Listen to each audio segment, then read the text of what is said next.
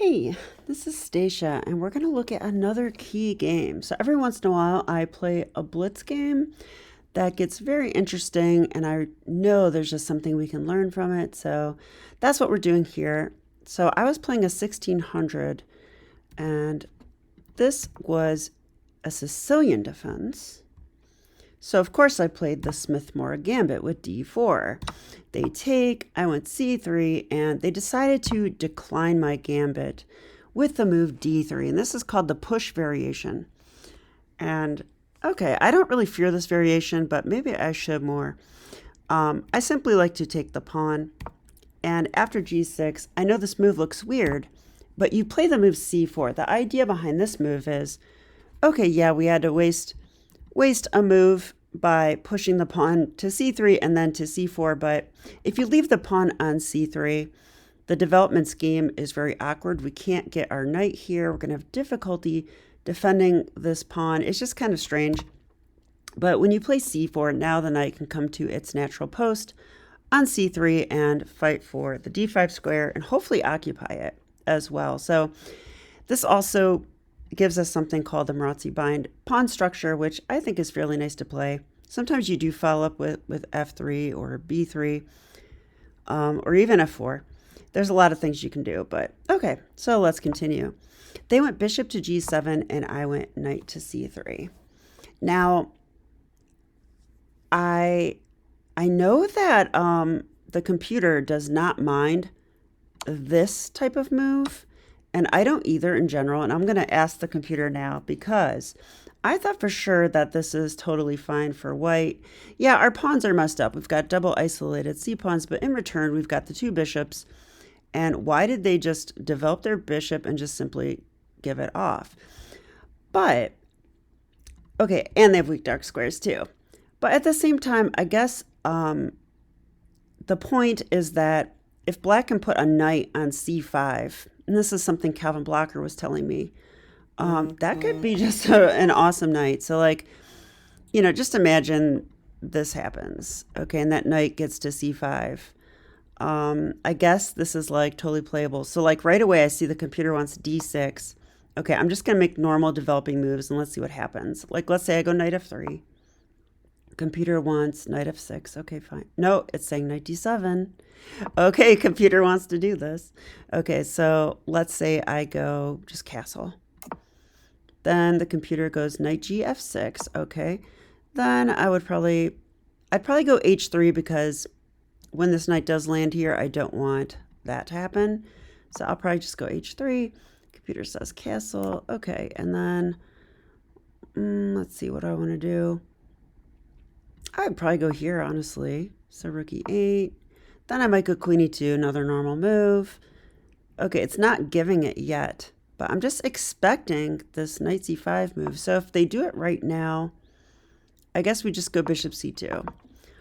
So they're waiting, but I think the main thing is that, yeah, now that we're farther in the line, the computer likes black a little bit. So, yeah, so that's interesting to me. So black can play that way. I used to think it was just bad, but now I see that they can play this way and then put the knight on c5. So, all right, but let's continue with our game here. So in the game, knight f6, they chose not to do that. Now I'm just developing d6. The one thing I know about this structure is you don't really want to let this bishop come to g4. So we play h3.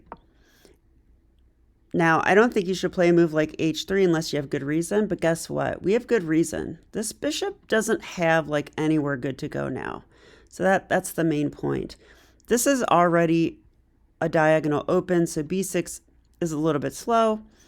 And at the same time, if they can't go here and they can't go here, this might be playable. It's sort of awkward though, and this is sort of in the way of everything. So you're playing against that bishop when you play h3, so that's my good reason. All right, so let's continue. Castle, castle, knight c6, queen e2. Okay, bishop e6. Yeah, so they chose this one. I went bishop e3, rook c8, rook a c1, queen a5. Okay, queen a5 I thought was a good move.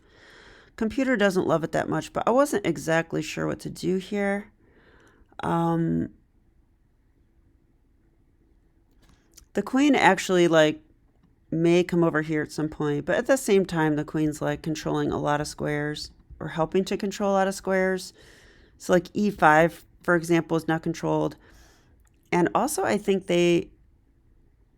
well, let's just see what happens. Computer says I should just go knight d5 right away. That's the way to punish this. I strongly was considering b3, which doesn't blunder my knight because there is a rook there. Because I really wanted to play. What did I want to play? Yeah, I wanted to play bishop b1, and I was getting concerned about my c-pawn.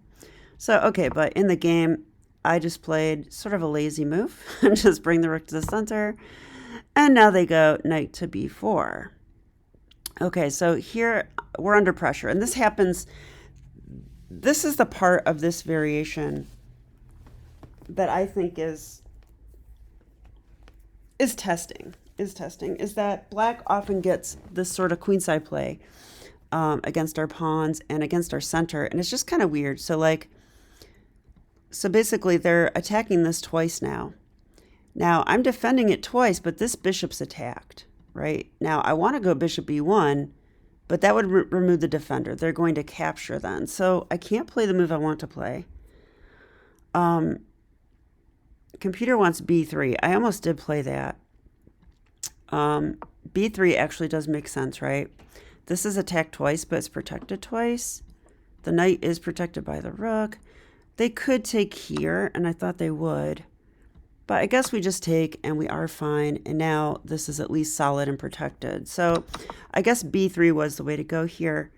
I went with knight d5, which is the second best move. I was just trying to simply block that bishop. But now I am kind of offering a pawn here, right? I'm offering my a pawn, but I felt if they want to go on an adventure, to the edge of the board, then I thought I should have some kind of play, which must be true. Okay, so they took. I take back. They took the bishop, and then when I take, they first traded. Okay, so I was thinking if I take with the queen, I thought they just take here. And I wasn't too happy with this, actually. This pawn's hit. I guess I could play b3. But actually, this queen is kind of menacing. And, I mean, I guess this is playable, but I am down a pawn, and it doesn't feel like I have, compensation for that, really. It feels like I'm sort of just down a pawn. I guess I could try to do something like win a7, but it's their turn, so that they could actually just do this. All right, so I didn't like that. So I went for this plan, which turns out it's worse. But okay. So they first traded rooks, which I think was smart because now my bishop's on the back row, and this could be a problem. Now on queen takes a2, which was played. My idea was rook a3. I thought this is kind of cool to get the pawn back. But then when they went here, I started to realize that this isn't so simple. My bishop is pinned and attacked.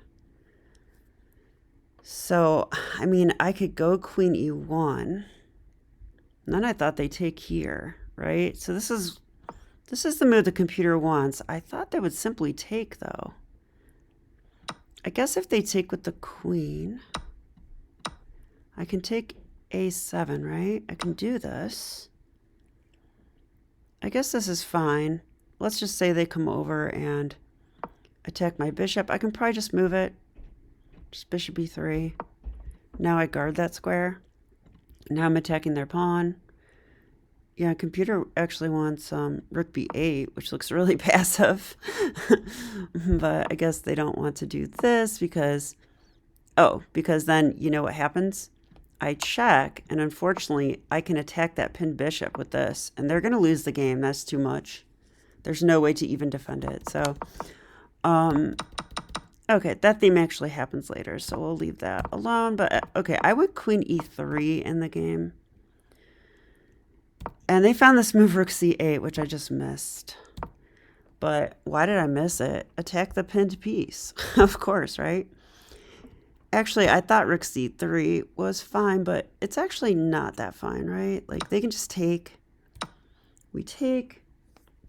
Now I was just hoping to get some play, you know, with that check. And I need to get out of the pin. So with this check, I'm still protecting the bishop. That's the good thing. And then I really need to play king h2. If I can do that and my bishop's freed up, I think I'm still okay. But yeah, of course they took the pawn, check. They blocked with the bishop because it's the only move.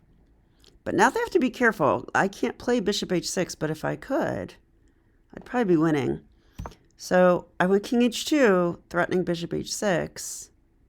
So they played here to stop me. But that doesn't really stop it, does it? Bishop h6 check. Now they take, and I take with check, and they come here. And this is where I didn't even realize it, but this is checkmate. What else are you going to do? Of course, I'm going to check with a pawn. Yeah, it's actually just checkmate, though, which is pretty cool. So it turns out king g7 was actually a blunder. So let's try to figure out what they should have done. I was expecting this move. But then I definitely was planning here.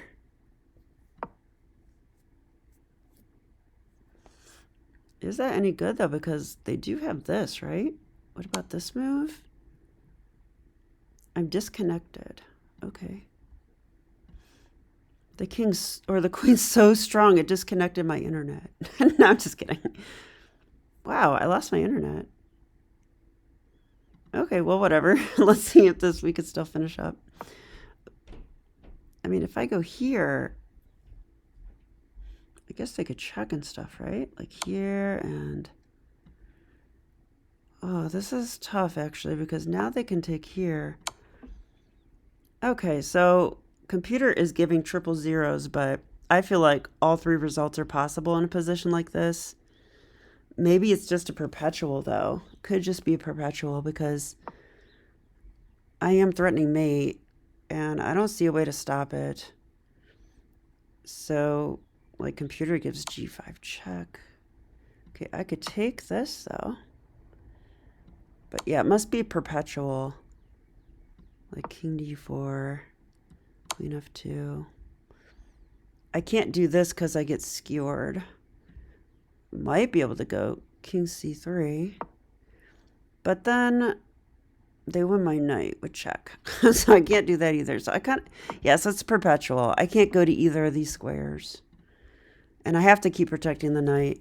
So, yeah, I think it's just perpetual check. So that's what should have happened in the game. But instead, they went for this king g7 and just missed that I have this. And checkmate. So, anyway, I hope you enjoyed the video. I thought this was a pretty interesting line. Oh, actually, I'm going to look at one thing if you want to stick around. There's a different way we can play this opening, and I just want to look at this.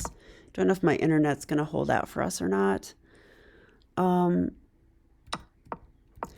one thing you can do that I'm aware of is I'll use the opening book to make sure I do it right. But where's the opening book?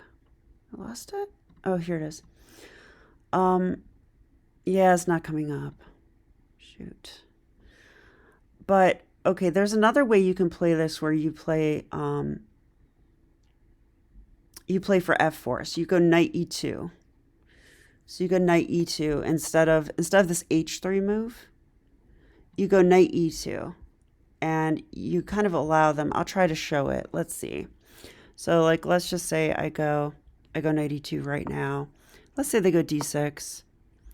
I think maybe we still go c4. I'm not sure. Or maybe we even play... You know what I'll do? I'll just castle because that makes sense. Let's have them go... I mean, bishop g7 just makes too much sense. Let's play it. Okay, and then I can go... Maybe not f4 right away, huh? Yeah, f4 right away is fine. I probably would do this, but then maybe I have this problem again. I don't think it's as big of a problem anymore, though. So I could go h3 and say, go ahead and trade off if you want to. But they should go bishop d7. Okay, computer's not listing the c4 move. It just says go here. Of course, you do want the bishop on e3 when you play f3 or f4.